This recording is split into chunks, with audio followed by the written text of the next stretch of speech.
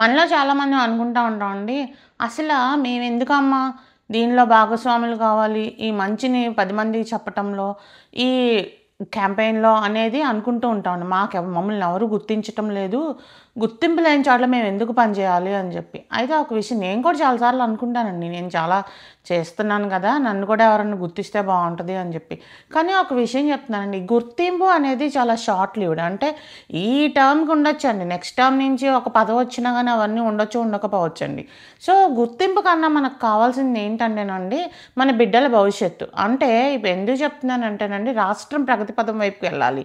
అంటే ఏంటంటేనండి, ఇప్పుడు మనం గనక తీసుకుంటే, ఇప్పుడు Tanguturi Prakasam Pantulu, sir Arthur cotton ఆ రోజున ప్రకాశం బ్యారేజ్‌ని మొదలుపెడితే ప్రకాశం పంతులు గారు ఫినిష్ చేశారు. సో, దాని వలన ఎన్నో లక్షల కుటుంబాలకి ఉపాధి కల్పిస్తుంది. అంటే గుంటూరు జిల్లా, కృష్ణా జిల్లాలో నీరు అనేది పుష్కలంగా ఉంటుంది.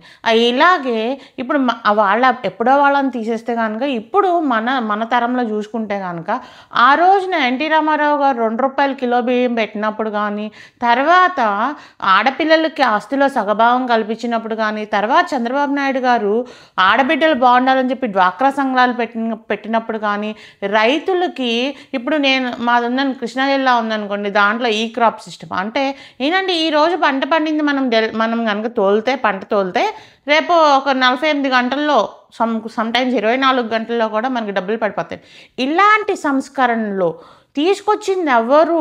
ఆ రోజున అంటే ఇప్పుడు మనకి రాయలసీమ తీసుకుంటే గనుక బిందు సేద్యం అంటే డ్రిప్ ఇరిగేషను. ఇలాంటివన్నీ తీసుకొచ్చింది ఎవరు అంటే చంద్రబాబు నాయుడు గారు, ఎన్టీ రామారావు. ఫస్ట్ ఎన్టీ రామారావు గారు, తర్వాత చంద్రబాబు నాయుడు గారు.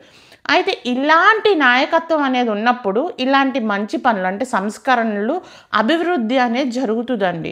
ఇలా అభివృద్ధి సంస్కరణలు చేసేవాళ్ళని ఎన్నుకుంటే అండి, వాళ్ళ ప్రభుత్వాలని మనం గనక వాళ్ళు మనల్ని చూసుకున్నట్టు మనం కూడా వాళ్ళకి చేయూతనిస్తే, మన వంతు కృషి మనం చేస్తే ఏమవుతుందంటేనండి, రాష్ట్రం ప్రగతి పదం వైపు ముందుకెళ్ళి రేపటి భవిష్యత్ తరాలు ప్రశాంతంగా జీవించగలుగుతాయండి. ఇది చూసుకోవాలండి. అంతేగాని ఏదో షార్ట్ లీవ్‌లో వచ్చే నన్ను గుర్తించలేదంటే ఎంతవరకు గుర్తింపు అనేది ఎంతవరకు ఉంటదండి? మనం మనసుకుండాలండి. మనం చేస్తున్న పని మంచిది.